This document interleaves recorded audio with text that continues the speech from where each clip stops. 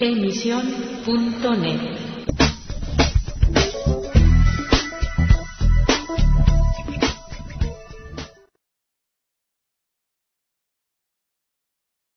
Hello again and welcome to Letter from England.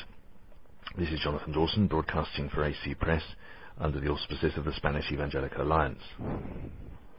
This coming Sunday, November the 20th, 2005, is the 30th anniversary of the death of General Franco, the dictator who ruled Spain for almost 40 years after his victory in the Spanish Civil War in the 1930s.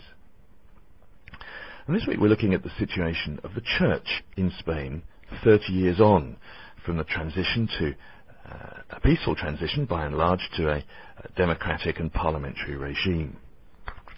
It's interesting, in the light of the 30 years that have passed, how relations between the Catholic and evangelical churches and the government, respectively, are very different. The Deputy Prime Minister, María Teresa Fernández de la Vega, has admitted that there is very little chance of agreement between the government and the Catholic Church over proposed changes to religious education. And this is merely the latest of several arguments and discussions which the government and the Catholic hierarchy have had in recent years, various issues on which they disagree. Arguments over ethical legislation, or perhaps unethical legislation it should be called, on areas such as homosexual marriage, abortion and euthanasia, some of which has been passed, others which is in the wings, have put the two institutions at loggerheads.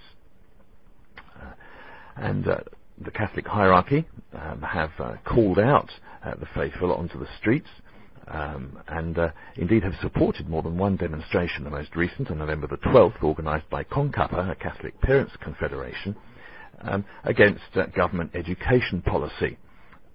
The Archbishop of Madrid said before the march that he would tell parish priests in his diocese to call out the faithful to join in the demonstration.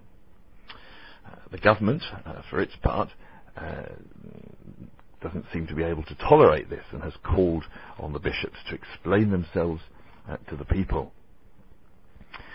Well, while the Catholics are on the streets, the Protestants, evangelicals, have been rather caught in the middle.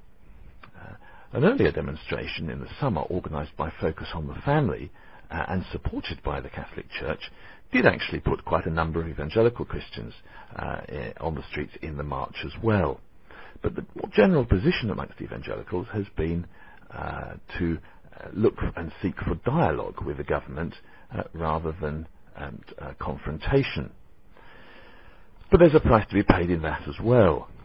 And the recent handouts of money to evangelical as well as to Jewish and Islamic organisations by the new government Trust for Religious Pluralism has rather clouded the issue.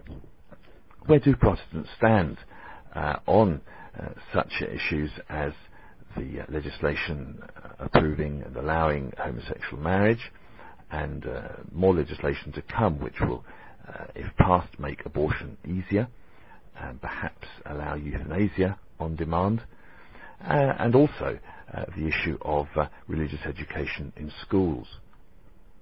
Well, of course, the evangelical community does not agree on these issues, even amongst itself. But instead of moaning at the Catholic Church's attacks on the government, Protestants perhaps would be better employed asking where they stand on what is their attitude going to be.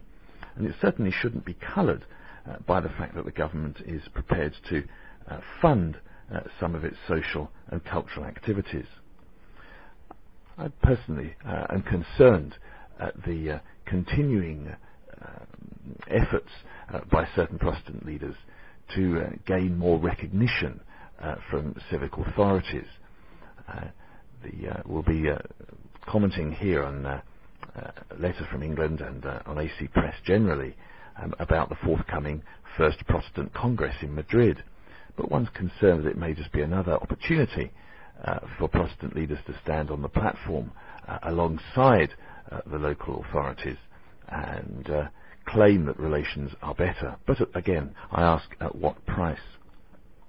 And perhaps the Catholic Church is nearer the pulse beat, or the heartbeat, perhaps I should say, of its members when it actually goes on the streets to demonstrate, than are those Protestant leaders who, while smiling for photo shoots with local leaders, are perhaps distancing themselves from the issues which are held most dear in the hearts and minds of their church members. The coming months and years will be very critical ones as far as maintaining a prophetic voice in society is concerned. And 30 years on from the death of Franco, there is certainly still life in the church, but perhaps it's a life which is threatened with being diluted by some of the values being propagated in society, and particularly by the current socialist government. Well, we watch this space, as it were, and await further developments, but we pray that the Catholic Church will not be the only one to put its money where its mouth is, as it were, and to speak up for issues that concern it, but that the evangelicals too would be prepared to take a stand for biblical and Christian values in this Spanish society of 2005. Goodbye for now. Emisión.net